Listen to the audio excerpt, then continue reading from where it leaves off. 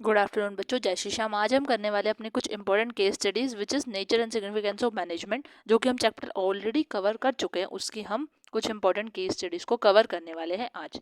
तो पहली case study आपको क्या बोल रही है, परवेश लिमिटेड है, उसने अपने एम्प्लॉयज़ के साथ एक मीटिंग बिठाई और सभी डिपार्टमेंट्स ऑफ कंपनी के बीच में मीटिंग हुई, जिसमें एम क्या रखा गया, गोल क्या रखा गया कि एम्प्लॉयज़ जो है 25% के इंक्रीज़ को बढ़ाना चाहेंगे, मतलब सेल में उनको 25% का इंक्रीज चाहिए। ये उनका एक प्राइमरी एम था, जिसके लिए पूरी टीम जो है आपस में मिलकर काम करेगी। ये मीटिंग जो है, the meeting is full of ideas regarding the employees and process involve. हर एक प्रोसेस मतलब हर एक एम्प्लॉय और प्रोसेस में लगाया गया, मीटिंग में डिस्कस किया गया, हर एक टाइप के प्लान बनाए गए एम्प्लॉयज़ के पोटेंशियल के अकॉर्डिंग, है ना। उसके बाद लिखा है, however with the passage of the time the external business environment check the capability of the company. Company की कैपेबिलिटी को उन्होंने चेक किया, उसके अकॉर्डिंग एक्सटर्नल बिजनेस एनवायरनमेंट के अकॉर्डिंग क्या किया, अपने आप को अडेप्ट कराया। तो कंपनी जो है एट द एंड अचीव कर लिया उसने टारगेट। बताओ कौन से फीचर यहाँ पे मैनेजमेंट के आए हैं।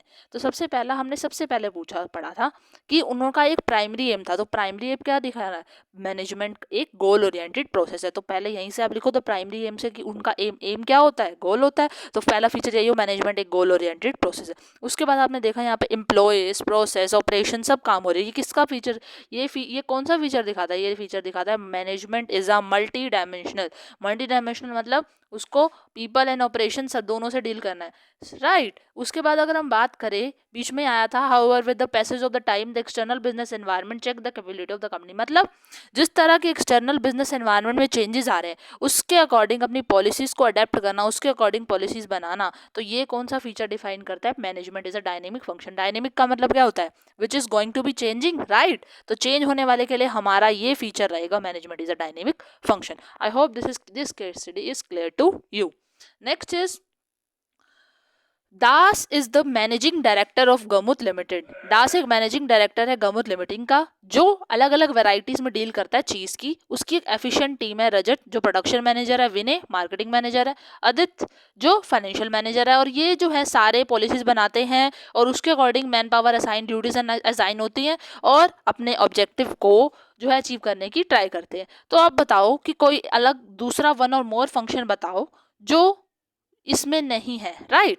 और क्या है, ये टीम किस लेवल पे काम कर रही है। सबसे पहले आपको पता होना चाहिए, we have 3 level, top level, top level, middle level, lower level. Top level पे कौन से पर्सन होते हैं, चेयरमैन, सीईओ वगैरह, है ना।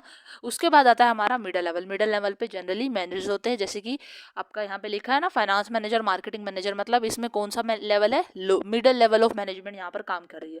उसके बाद कौन सा फंक्शन है, देखो इन्होंने सारी चीज़ें कर ली, पॉलिसी बना ली, ड्यूटीज कर ली, ऑब्जेक्टिव के अकॉर्डिंग मोटिवेट हुआ, सारे काम हुए। अगर एक अदर हम बात करें तो कोऑर्डिनेट विद अदर डिपार्टमेंट, हम इसका अलग दूसरा सा फंक्शन लिख सकते हैं, जो इसमें केस स्टडी में हाईलाइट नहीं हुआ। So that's all, I hope it's clear. अगर हम बात करें नेक्स्ट केस स्टडी की, तो चलिए बहुत आसान ये केस स्टडी है, लेकिन एक छोटी सी ट्रिकी चीज़ है इसमें जो हम अक्सर गलती करते हैं। That is web garment target is to produce 10,000 shirt per month at a cost of 150 per shirt. वैभव जो है 10,000 क्या बनाता है, शर्ट बनाता है, लेकिन 150 की। अब इन लोगों ने अपना ये टारगेट अब जो नेक्स्ट अब आया मंथ उसमें अचीव तो किया, लेकिन कितने पे, 160 पे किया। तो आप बताओ क्या प्रोडक्शन मैनेजर इफेक्टिव है। तो आप क्या कहोगे, बहुत सारे बच्चे कहेंगे नहीं वो इफेक्टिव नहीं, क्योंकि उसने 150 के 160 पे किया। बट नो, वो इफेक्टिव है, क्योंकि उसने टारगेट को तो अचीव करा, लेकिन ज़्यादा कॉस्ट पे करा। तो वो इफेक्टिव तो है, लेकिन एफिशिएंट नहीं है। इफेक्टिव और एफिशिएंट दो अलग अलग वर्ड्स हैं, भले ही थोड़े सेम सेम है। इफेक्टिव मतलब होता है जब आप अपने टारगेट को प्रॉपरली अचीव करते हो, और एफिशिएंट का मतलब कब होता है, जब अपने टारगेट को लेस कॉस्ट पे या उस सेम कॉस्ट पे, मतलब रिड्यूस कॉस्ट पे नहीं कर रहे, आप कॉस्ट ज़्यादा लगा रहे हो और सेम टारगेट को अचीव करने के लिए, तो आप जो हो एफिशिएंट नहीं माने जाते। अगर आप लेस कॉस्ट में सेम टारगेट अचीव करते हो तो आप एफिशिएंट माने जाते हो, तो इसमें आप इफेक्टिव तो हो। तो यस, जो प्रोडक्शन मैनेजर है वैभव, वो इफेक्टिव है। अगर मैं उसकी बात करूं, इसका आंसर आपका वही रहेगा कि वो जो है इफेक्टिव है, क्योंकि उसने टारगेट को अचीव किया। उसके बाद ये एक अलग टाइप की केस स्टडी, ये भी उसकी तरह ट्रिकी केस स्टडी है। वो क्या है, Suraj work as a salesman in a company selling pet accessories and food. Suraj जो है एक सेल्समैन में काम करता है और एसेसरीज और फूड को बेचता है। He has been given a target of selling 1200 units of the food packet in a month by offering a maximum of 10% discount. मतलब 1200 यूनिट जो है वो बेचता है, लेकिन 10% के डिस्काउंट पे बेचता है।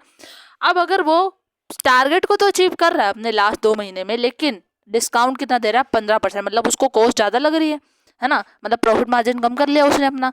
तो बताओ क्या इस केस स्टडी में वो इफेक्टिव है? तो वही सेम रीज़न आप इसे सोचोगे कि वो इफेक्टिव नहीं है, लेकिन वो इफेक्टिव है क्योंकि उसने टारगेट को अचीव किया है, लेकिन वो एफिशिएंट नहीं माना जाएगा। तो यस, वो इफेक्टिव है। तो that's all, thank you guys, जय श्री श्याम।